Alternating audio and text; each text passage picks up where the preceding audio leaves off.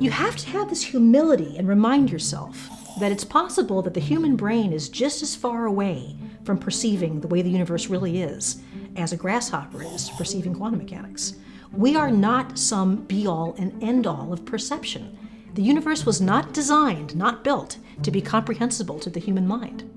We only see a little bit of it through the filter of what our minds can ingest and how they do it.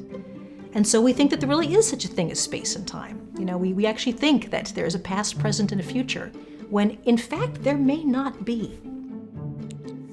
Our cosmic origins and the edge of our knowledge. It's a fascinating question whether you could use a compass in space. So let's talk first about compasses, and then maybe talk a bit more about the idea of how we locate ourselves in space in general. A compass is something that responds to a magnetic field. So the reason a compass always points north is that it's responding to the magnetic field of the Earth. Our planet has this wonderful core of molten metal. That metal moves around inside the Earth and it generates a magnetic field that has two poles, a north pole and a south pole. When you make a compass, you make it out of something metal that can respond to that magnetic field, and it points to the magnetic pole of the Earth, which is very close to our north pole. A magnetic field directs compasses. Obviously, if you go away from the Earth, far away from our planet, it's no longer going to be able to feel our magnetic field. So a compass will not point to the north pole of the Earth if, say, you're out by Saturn. Saturn and Jupiter are separate planets, and they have magnetic fields of their own. So certainly, if you were actually close to Jupiter, Jupiter has a magnetic field much stronger than the Earth's magnetic field. Your compass would definitely point to the north pole of Jupiter if you were actually around Jupiter now. But what if you get farther out? What if you actually go farther from there? Is there any magnetic field out in space itself? Well, actually, it turns out that there are, that our galaxy does have a magnetic field as a whole, too. This magnetic field might be hard to detect. You might need a very, very sensitive compass, but say you had it, you would actually see that our galaxy does have sort of a magnetic north and south pole, and that magnetic field permeates our whole galaxy.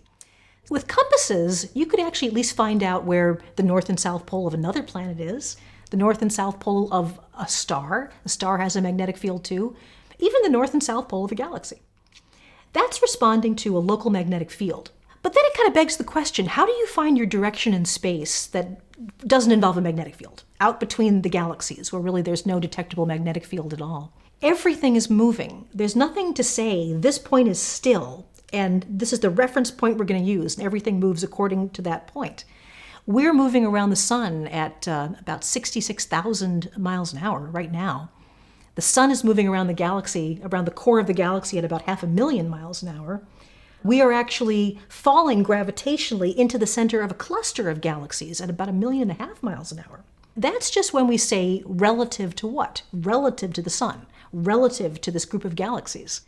There is no absolute standard of reference in the universe. There is one thing that is perhaps the best way of navigating your way around the universe, and that's something called the microwave background radiation. That's the farthest radiation we can possibly see. That's radiation that's coming everywhere in the universe from a time about 400,000 years after the Big Bang. And it fills all of space with this gentle microwave radiation. And it's pretty much the same in every direction. In fact, if you had an old-style television that used to have an antenna decades ago, a lot of the static that you would see on the screen was actually microwaves from this background radiation. And one of the things we can measure is our motion relative to this bath of radiation, the microwave background. So if you were trying to navigate with a compass in space, just remember that compass is going to respond to the strongest and closest magnetic field. It will point north, north to the pole of a planet, north to the pole of a star, even to the north and south magnetic poles of our galaxy. But what you're reading is a magnetic field. That's what a compass does. And that's pretty much all it can tell you. Well, this is the thing about the power of astronomy that kind of really does blow my mind, is how much we actually do know. There's all kinds of things that we don't know. And astronomers, scientists in general, tend to really focus on what we don't know because that's what we're working on. That's our jobs. that's how we get, the grant money to sustain ourselves, is trying to answer the questions that we don't know yet. But the things that we do know, in some ways, just how recently we know them, really kind of blow my mind. You think about, what are stars made of, right? I mean, you've probably heard that stars are mainly made of hydrogen and helium. They're these big sort of balls of gas, very, very hot, dense, burning balls of gas.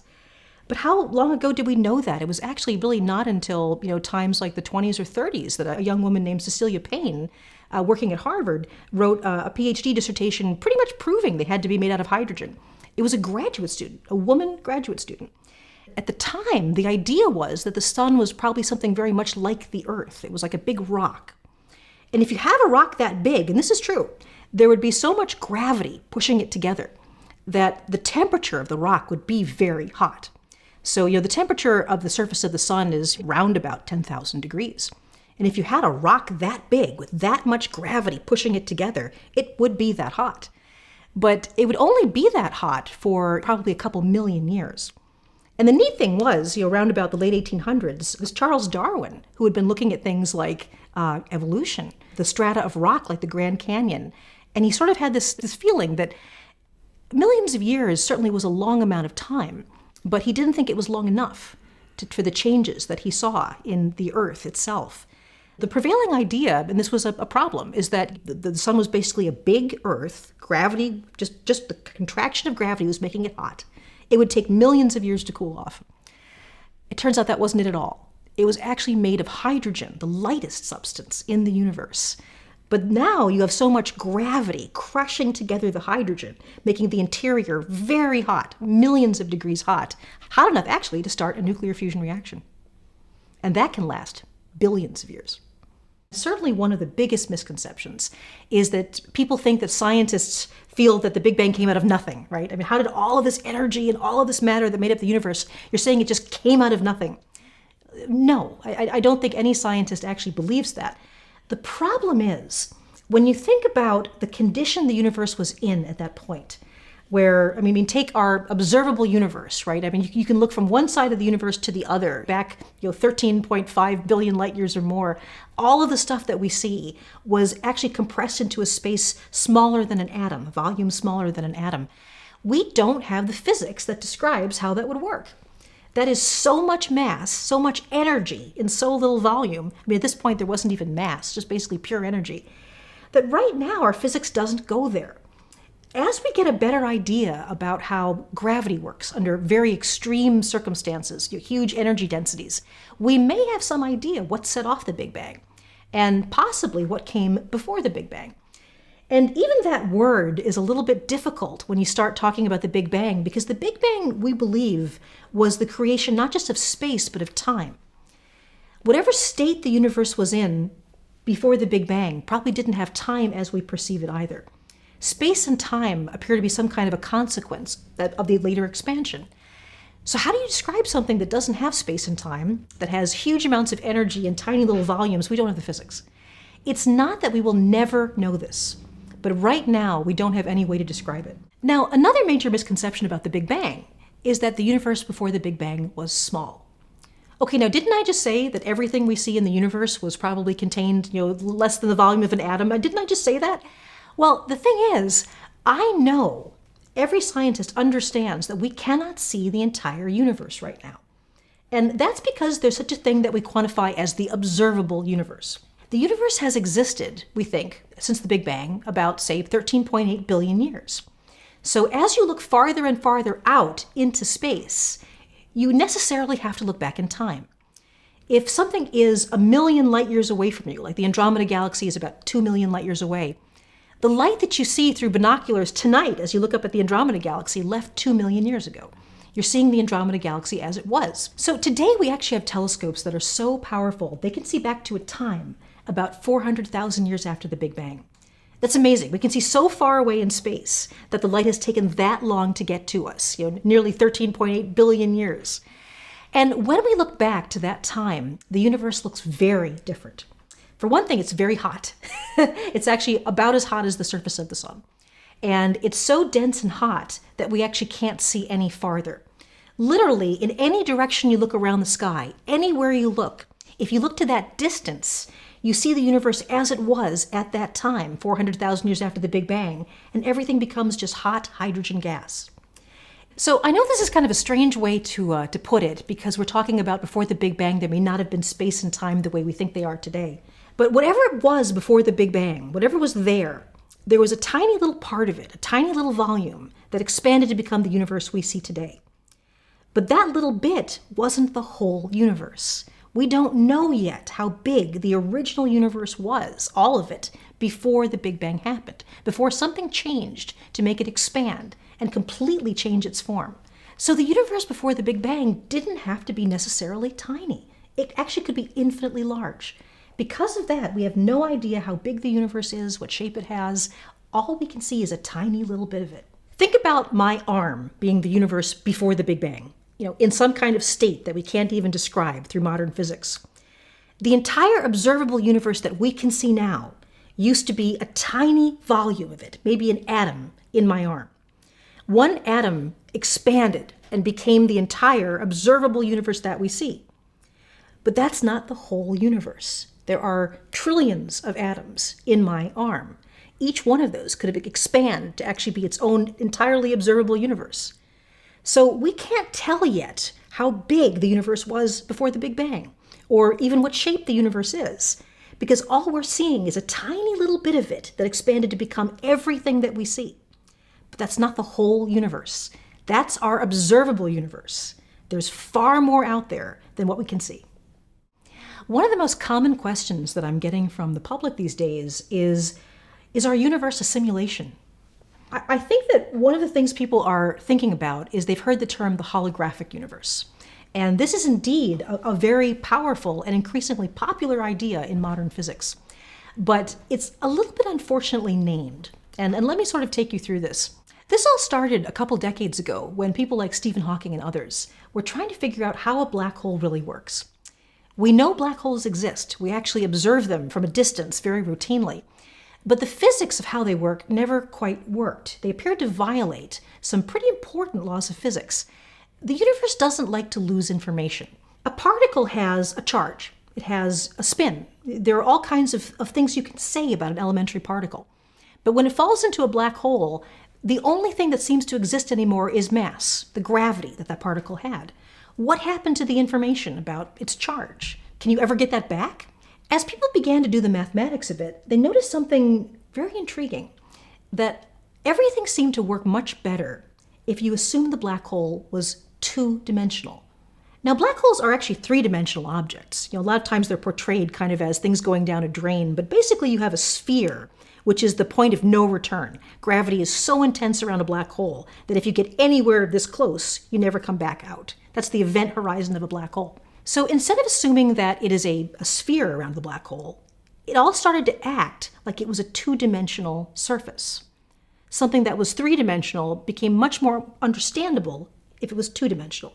And as scientists do, they thought, well, okay, if this works for a black hole, is it telling us something about the rest of the universe? And this may be one of the most important new revolutions in modern physics, that the laws of physics might work a lot better, might actually work out together, if you assume that our reality is really two-dimensional.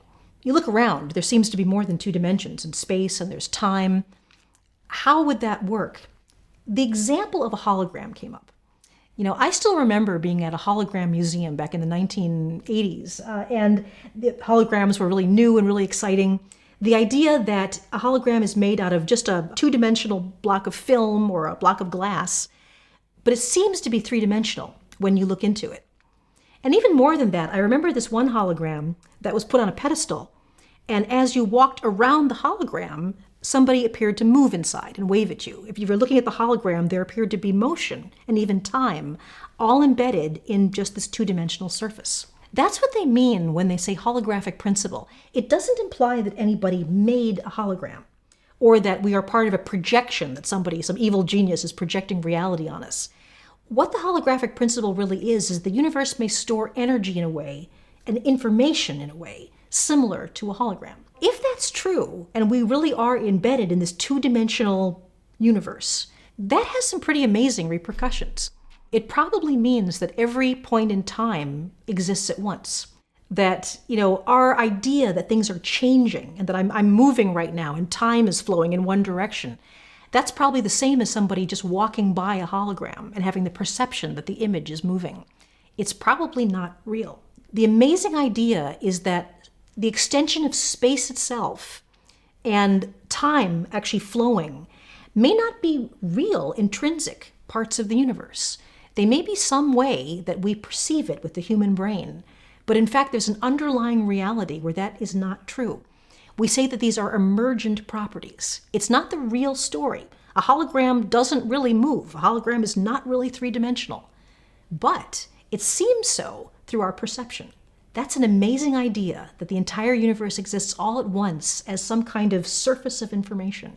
That's the holographic principle. It's working quite well right now. I can't tell you whether it's true or not, whether there really is some real two-dimensional thing that we think of as the universe. So stay tuned.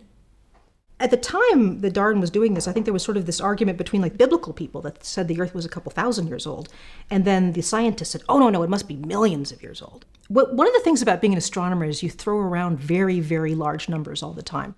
I mean, some of them are just kind of, stupidly large, but even things like how many is a million, right? How many is a billion?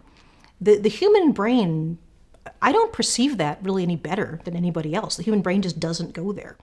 Instead, you kind of find yourself getting used to swimming in an environment where your mind can't really grasp all the way around a concept. It just can't. I can't tell you how far away a light year is. I mean, one light year, the distance light travels in 1 year at 186,000 miles per second. That's up close to about 6 trillion miles. I don't have the ability to actually visualize that or feel it. And yet, to me, a light year seems very familiar and actually quite close. So maybe that's one of the reasons astronomers are almost kind of predisposed to being able to let go of sort of your common sense. When people say things like the inside of a neutron star, is so dense that a single teaspoonful, of that material would have as much mass as Mount Everest. It's like, okay, the laws of physics pretty much require that. Or when people say, what was the temperature of the universe just, 3 seconds after the Big Bang, that our physics really does work to predict that. So I think that when you start swimming just in these big numbers and you begin to kind of let go of the idea that the human mind is the be-all and end-all, we have these tools to start attacking larger problems, to start asking bigger questions. All of a sudden it becomes very natural to say things like, oh yeah, gravity is actually a bending of space and time. The amazing thing about that is that started out to be completely theoretical. People thought that Einstein's theories were very useful. I mean, they made extremely accurate predictions about how the planets move, about how the universe works.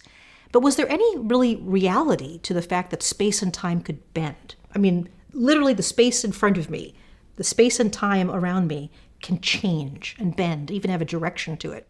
It turns out that, our theories, for the most part, do lead us to something really physically true. And right now, people ask me questions like, are there multiple universes? What's the shape of the universe, the larger universe? All of these things are wonderful questions, and we don't know the answer to them yet.